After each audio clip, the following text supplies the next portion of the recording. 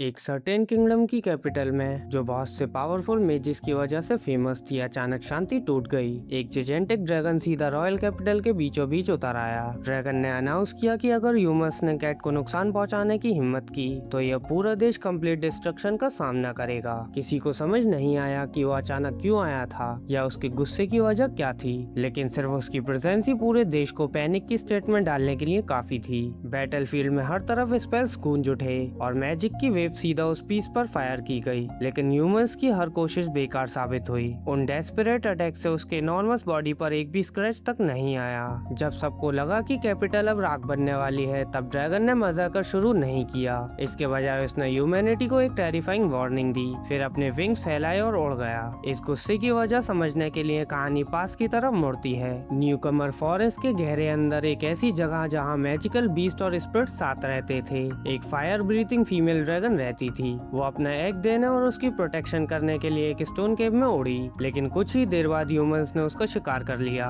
और उसकी हमेशा के लिए जान चली गई। कुछ समय बाद एक प्रेग्नेंट कैट सिथ मदर उसी केव तक पहुंची। कैट सिथ कोई ऑर्डिनरी बिल्ली नहीं थी, वो काफी ज्यादा इंटेलिजेंट थी और मैजिक यूज करने की कैपेबिलिटी रखती थी। इधर उधर देखने के बाद मदर कैट को समझ आ गया कि केव गर्म है, माइस से भरी हुई है और डेंजरस प्रेडेटर से सेफ भी है। इसलिए उसने इसी स्टोन केव को अपना नेस्ट चुना ताकि वो यहीं अपने बच्चों को जन्म दे सके। फिर एक मिरेकुलस चीज हुई। मदर कैट ने हेल्दी किटेंस का एक लेटर को जन्म दिया, लेकिन उन छोटे न्यूबॉर्न्स के बीच एक अजीब सा ओवरसाइज्ड एग भी पड़ा हुआ था। कुछ ही देर बाद एग हैच हुआ और उसमें से एक टिनी रेड ड्रैगन निकला। किसी दूसरी स्पीशीज के इस क्रीचर से डरने के बजाय मदर कैट को न्यूबॉर्न से कोई डेंजर महसूस नहीं हुआ। उसने प्यार से उसे अपने पास लिया और उसे अपना ही बच्चा मान लिया। उसके लिए किसी अलग स्पीशीज के बच्चे को पालना कोई अनयूजुअल बात नहीं थी। इससे पहले भी वो दूसरे मैजिकल बीस्ट के ऑर्फन बच्चों की देखभाल कर चुकी थी। उसी पल से छोटा रेड ड्रैगन ऑफिशियली कैसिड फैमिली का हिस्सा बन गया और एक फैलन मदर के प्यार भरे आगोश में बड़ा होने लगा। वक्त बीतता गया और बच्चे तेजी से बड़े होने लगे। उनकी मदर ने उन्हें हंटिंग करना, बड़े जंगल में सरवाइव करना और अपनी प्रोटेक्शन करना सिखाया। कैटसिड किटन्स धीरे धीरे अपनी इनेट मैजिकल एबिलिटीज दिखाने लगे, जबकि छोटे ड्रैगन ने अपनी खुद की पावर फायर मैजिक डिस्कवर की। अपने अडॉप्टेड चाइल्ड को फ्लेम्स कंट्रोल करते देख मदर कैट बिल्कुल भी वरीड नहीं हुई, बल्कि उसे उस पर बहुत ज्यादा गर्व महसूस हुआ। लेकिन जंगल हमेशा सेफ नहीं था। एक हंटिंग ट्रिप के दौरान मदर कैट को ह्यूमंस की सेंट महसूस हुई। उसका एक्सप्रेशन सीरियस हो गया और उसने अपने बच्चों को एक बहुत इंपॉर्टेंट लेसन सिखाया। ह्यूमंस अनप्रेडिक्टेबल नेचर वाले क्रीचर्स होते हैं। कुछ जेंटल होते हैं, लेकिन कुछ बहुत ज्यादा क्रूल होते हैं और वाइल्ड बियर से भी ज्यादा डेंजरस होते हैं। कैटसिड के लिए ह्यूमंस खासकर बहुत टेरिफाइंग थे। ग्रेडी पोचर्स की नजर में वो सिर्फ वैल्यूएबल प्रे थे, जिनकी रेयर फर की बहुत कीमत थी। मदर कैट ने अपने बच्चों को ह्यूमंस की सेंट अच्छी तरह याद करने को कहा, ताकि जैसे ही उन्हें वो स्मेल आए वो तुरंत वहाँ से भाग जाएं। ऐसा लग रहा था कि इस छोटी फैमिली की पीसफुल लाइफ हमेशा चलती रहेगी, लेकिन फिर ट्रेजेडी आ गई। एक दिन अचानक मदर कैट के पैरों के नीचे एक ग्लोइंग मैजिक सर्कल अपीयर हो गया। उसका बॉडी लाइट से घिरते हुए धीरे धीरे फेड होने लगा। उसी पल उसे समझ आ गया कि ह्यूमन मैजिक की वजह से उसे जबरदस्ती समन किया जा रहा है। हालांकि वो इस स्पेल का रेजिस्ट नहीं कर सकती थी, फिर भी वो पैनिक नहीं हुई।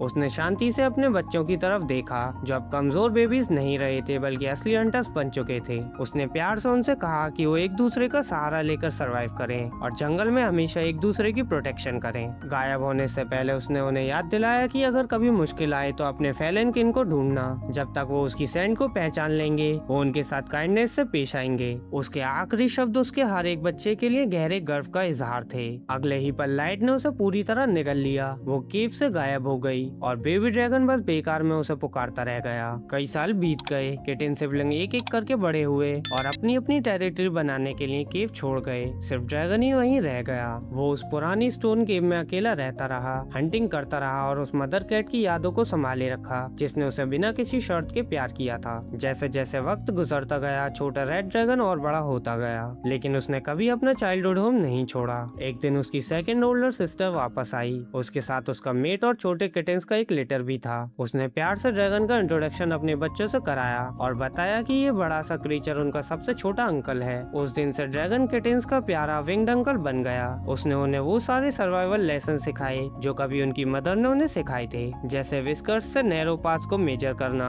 और प्रे का शिकार करते वक्त अपनी टेल छुपाना। सबसे इम्पोर्टेंट बात, उसने उन्हें बार बार ये वार्निंग दी कि कभी ह्यूमंस के पास मत जाना। कुछ ही समय बाद एक प्रेग्नेंट व्हाइट कैट भी केव में आई। उसने बताया कि उसके फादर ने कहा था कि अगर कभी उसके बच्चों को जन्म देने के लिए सेफ जगह चाहिए हो तो वो बड़े विंग्स वाली कैट को ढूंढे। ये सुनकर ड्रैगन अपनी इमोशन कंट्रोल नहीं कर पाया। हालांकि उसके सिबलिंग्स बहुत पहले अलग हो गए थे, फिर भी उन्होंने उसे कभी नहीं बुलाया। वो आज भी उसे अपना फैमिली मेंबर ही मानते थे। एक एक सीजन गुजरता गया और छोटा ड्रैगन आखिरकार एक लेजेंडरी जिजेंटिक बीस्ट बन गया। उसकी मैजिकल पावर इतनी ट्रेमेंडस हो गई कि वो नेचर के स्पिरिट से कम्युनिकेट कर सकता था। इसी एबिलिटी की वजह से उसे आखिर वो सच पता चला जिसके बारे में उसने कभी सोचा भी नहीं था। वो कैट नहीं बल्कि एक ड्रैगन था। लेकिन जब उसने नर्वस होकर ये बात किटेंस को बताई तो उन छोटे बच्चों को इस बात से बिल्कुल भी फर्क नहीं पड़ा। वो बस अपने विंग्ड अंकल से प्यार से रब करने लगे और उससे रिक्वेस्ट करने लगे कि वो उन्हें मैजिक सिखाता रहे। उनके लिए उसकी स्पीशीज कोई मैटर नहीं करती थी, वो उनका फैमिली था और हमेशा रहेगा। लेकिन वो शांति ज्यादा देर तक नहीं टिक सकी।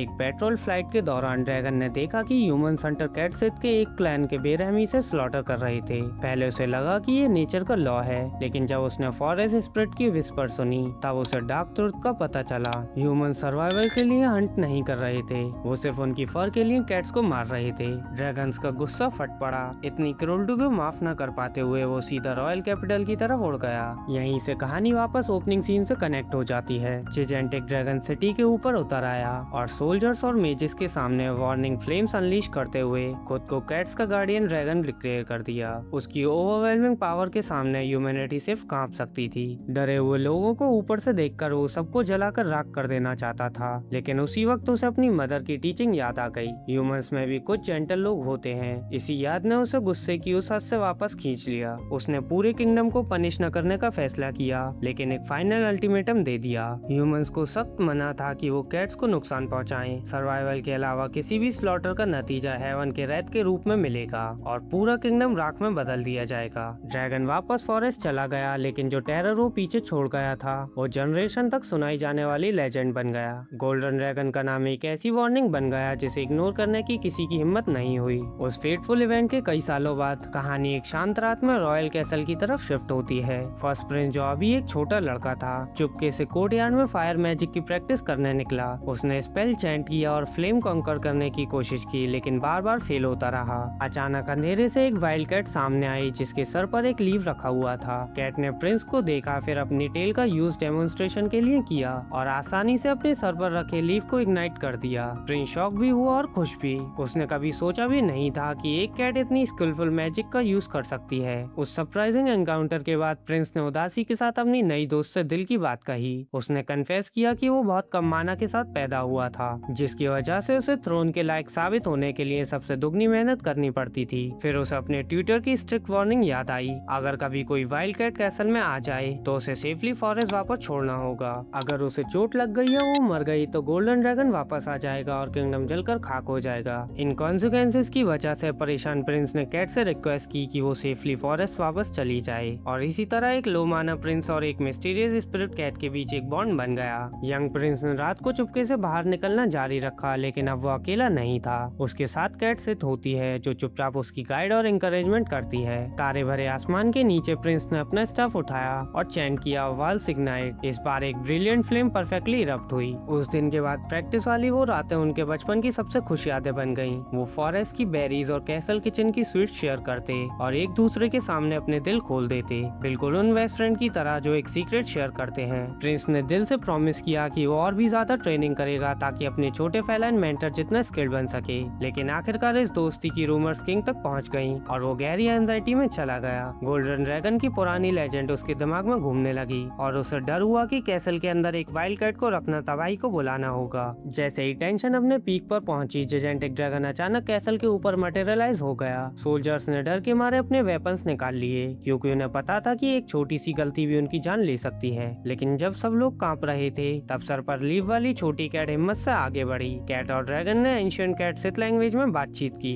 एक स्कॉलर की मदद से जो उनकी लैंग्वेज थोड़ी बहुत समझता था। कैट ने एक्सप्लेन किया कि उसे कैप्टिव बनाकर नहीं रखा गया है, उसने अपनी मर्जी से प्रिंस को सिखाने का डिसीजन लिया है। कैट ने बताया कि भले ही प्रिंस में नेचुरल टैलेंट की कमी हो, लेकिन उसकी कभी हार ना मानने वाली मेहनत और उसका वो काइंड हार्ट उसे वर्दी बनाता है। वो उन दोनों स्पीशीज के बीच का गैप खत्म करना चाहती थी। शुरू में ड्रैगन ने इस आइडिया को रिजेक्ट कर दिया क्योंकि उसे ह्यूमंस की ग्रेड और क्रुएल्टी याद है, लेकिन छोटी कैट ने उसी की सिखाई हुई बातें उसके खिलाफ यूज की और फ्रेंड्स को चेरिश करने और ह्यूमंस और कैट के हार्मनी के साथ रहने वाले फ्यूचर की बात की। ये सब सुनकर ड्रैगन का दिल पिघल गया। प्रॉपर नेगोशिएशन करने के लिए ड्रैगन ने एक स्प्रिंट इंकैंटेशन चैन की। उसका जिजेंटिक बॉडी छोटा होते होते एक छोटी विंग रेड कैट में ट्रांसफॉर्म हो गया और फिर वो फ्लुएंट ह्यूमन लैंग्वेज बोलने लगा। ये देखकर पूरा रॉयल कोर्ट स्टन रह गया। ऑडियंस हॉल के अंदर ड्रैगन ने कैट की विश सबके सामने रखी। किंग कंसर्न में था क्योंकि उसे पता था कि कैट्स की स्प्रिट मैजिक नेशंस के मिलिट्री बैलेंस को डिस्टर्ब कर सकती थी, लेकिन ड्रैगन ने उसे शांत तरीके से रीअश्योर किया। फिर उसने उस ग्रैंड टाइटल की बात की जो ह्यूमंस ने उसे दिया था